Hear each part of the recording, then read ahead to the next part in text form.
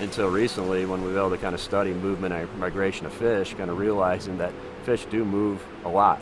And in particular with spawning movements. They can move 10 miles, they can move 100 miles if they need to find that habitat. If you've got a culvert in the way, then they can't get to that habitat. You want to talk about the ultimate form of birth control? Cutting a species off what it needs in order to reproduce. Many of the tributaries around here locally, fish are trying to get up them right now and they just can't.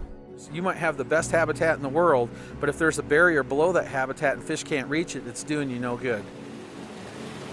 You can see this is a typical crossing on the forest. This definitely blocks fish passage. This is one we're going to need to get to.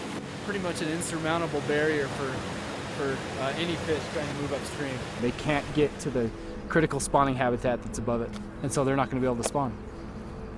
The connection of streams and systems allows for, the natural processes that have always occurred that we screwed up to occur again.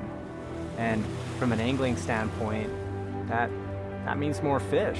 Literally, that means bigger fish. We can actually put these fish back onto the landscape. We can literally reknit these streams. We can recover through fairly straightforward restoration work. It's not as sexy as fixing an eroding bank or removing a dam, but in the long run, reconnecting these tributaries can actually be more important to a river system. I mean, having all the pieces connected is really what this comes down to, and reconnecting those pieces that have been basically severed or fragmented by culverts or other fish passage barriers. It's just one of the most efficient and effective ways that we can improve, fisheries across the country. Reconnecting these river systems is one of the lowest cost, highest return investments that you can find in conservation. To put in perspective even a little part of this, it really helps to step back a little bit and look at what you're doing for a much bigger system. And you might think, well, I'm going to let them replace a culvert here. What's that going to do?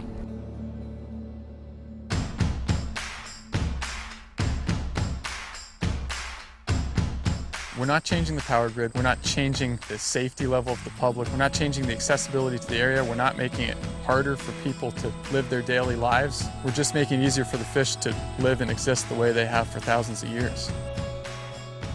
So our question was, can we reclaim 1,000 miles, maybe more, of great habitat? And we think the answer is yes, and we're on our way to doing that.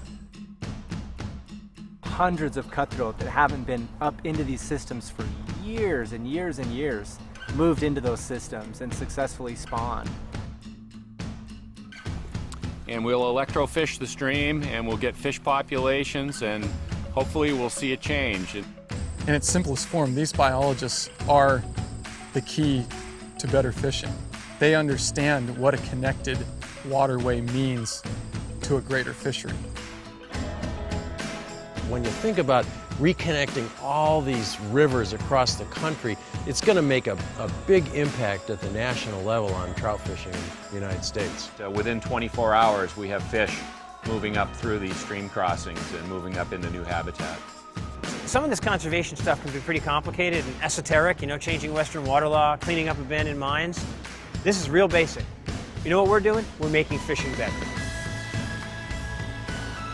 Absolutely, this can be put on the ground in a lot of places, and it should be. These fish have access to spawning grounds that they haven't had access to since before man came, since before we built roads and logged the forests. Inch by inch, culvert by culvert, mile by mile, we're making a difference.